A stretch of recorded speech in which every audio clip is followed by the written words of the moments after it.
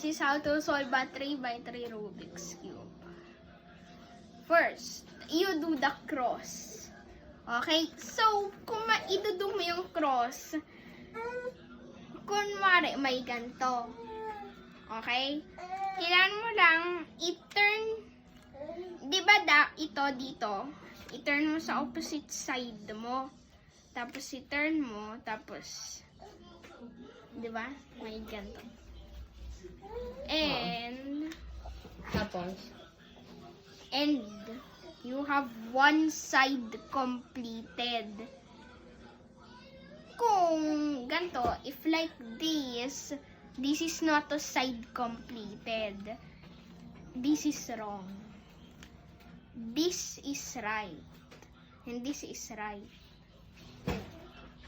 Okay? If you have this, you just turn that. Okay, so boom, boom, boom. White corner. R, U, R prime, U prime. That's the algorithm. Hanggang until this faces down. Okay? Okay.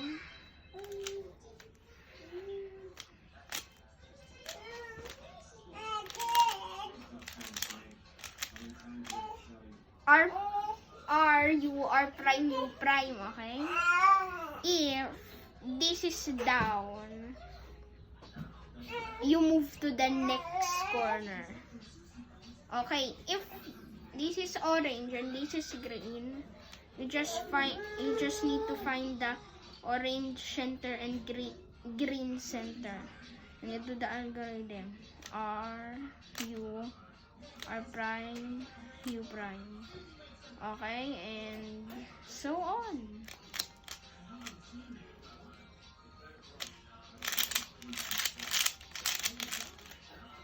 Okay, the second layer. Third, if the bottom is green and the top is red, you just have to do this. Not this, put it in the opposite direction. If the down part is supposed to be here, move it in the opposite direction and down this. Go this. Now you see, our first layer is ruined. We're going to fix that.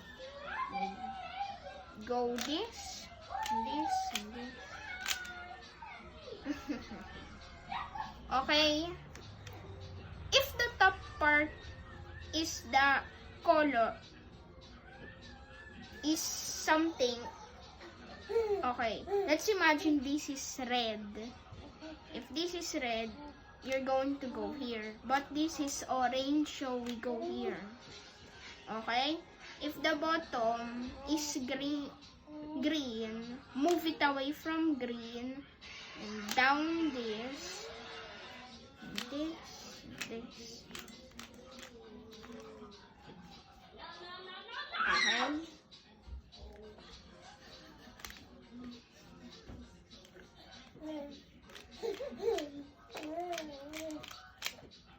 Okay. The third layer. Wait lang, bunso. Okay. Sige, ganyan. Wow! So lucky. Okay. The third layer, you just need to do this.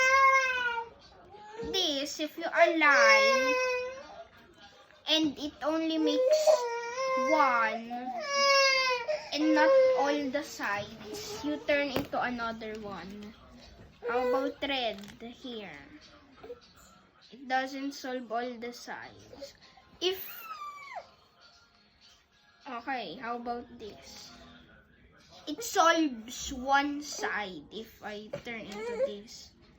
I mean, it solves two sides. Okay? So, if you solve two sides like this, some scrambles have cases like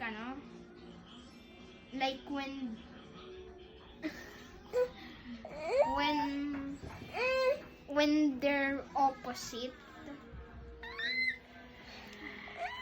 Okay, if you have a case like this, make the other one in the back and the other one in the right, and you do this algorithm: up, push, down, push,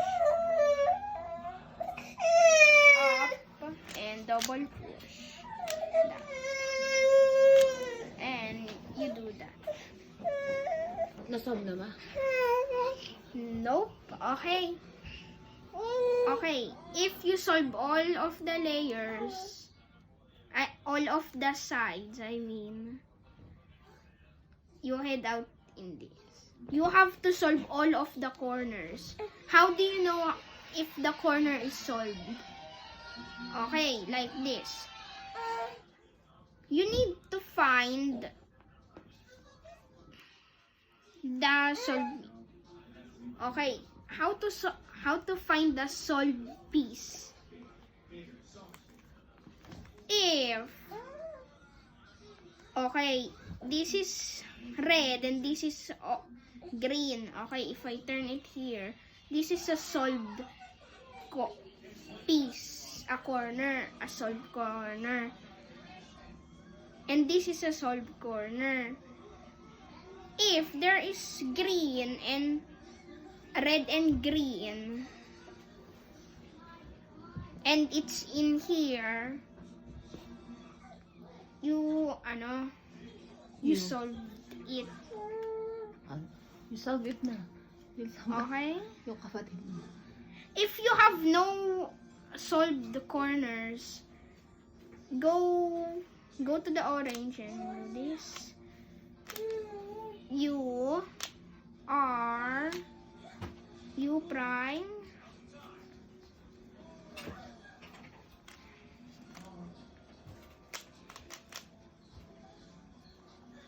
okay? Nasolve na ba? Isolve mo na. Okay. If you got a solved corner, do this. Yung kapatid mo eh. Okay? If you have one solved corner, you do that. Okay? If you don't have all the corners solved, do that again in the solved corner. Okay? This is a solved corner, this is a solved corner, and this is a solved corner. Okay? We solved the Rubik's Cube. Okay? We do this and this. We do this and this. Wait. This. Until this is up. If it's up na, you do this. Okay? You turn this. And you do the algorithm. Look at your cube. You solved it. Galing kuya ah. You didn't solve it because my instructions were bad. Okay, if you solved it with my instructions, yay! Bye ka na. Bye guys. Bye-bye! Bye guys. Next time, I'm going to show you how to solve a 2x2. It's going to be good, okay? It's going to be good. It's going to be good. Bye guys. Bye-bye!